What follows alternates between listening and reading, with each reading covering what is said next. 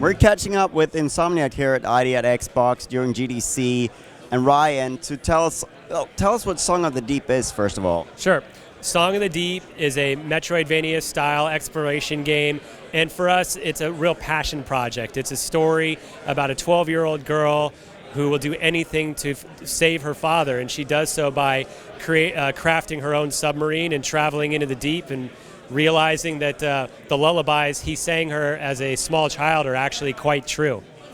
It's a very interesting nautical theme. What is it about that you were going for?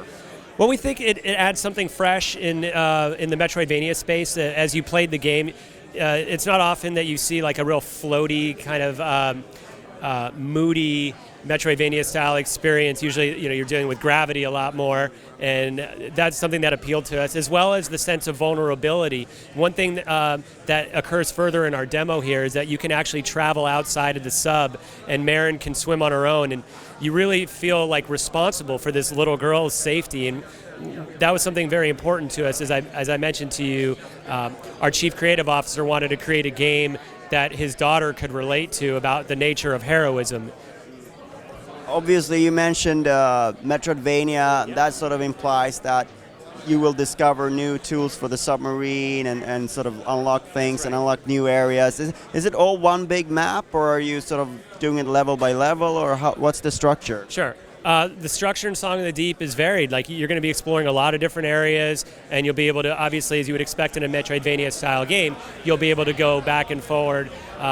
One of the things we really are trying to do is give players plenty of options to be surprised and discover new things just by trying a variety of the new tools that they have at their disposal. For instance, you may see statues of the mermaid people called the Marrow, and if you use your sonar capability in the right spot, you might be able to unlock some treasure.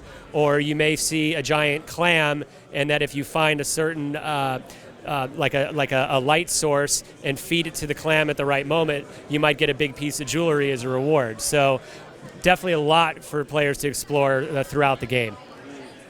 Another thing that there's this nice sort of physics-based gameplay here, Yeah. where you use the hook and you grab onto things and you play around with that, and that's also very important part of it, I guess. Absolutely, and I think for people who know Insomniac's games and Ratchet and Clank, Sunset Overdrive, Resistance, weapons and gadgets is something really important to us, and we feel like it wouldn't quite be an Insomniac game if we didn't add that wrinkle to the Metroidvania style experience as well.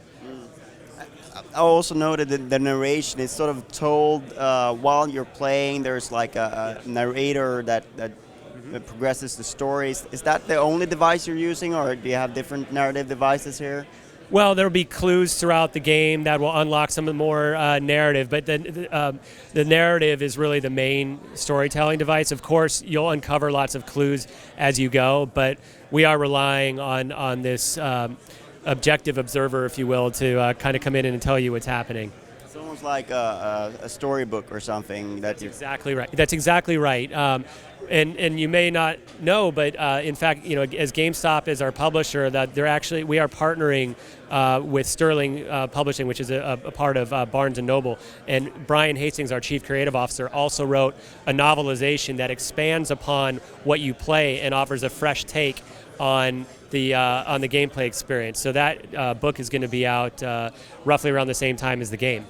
So how's that work? Is that a book with the stories that her father tells her, or what kind of things can you expect from that? Yeah, it's similar. It just expands on the game story and gives you a little bit more color and context. For instance, in the beginning of the game, as you saw, we show Marin eating dinner with her father. So you might be asking, well, where is her mother? And so we get into that And you know, it's a real deep, meaningful story for all of us at the studio, and it's something we're proud of and eager for people to get their hands on and see that we're a versatile studio that can make a wide variety of games.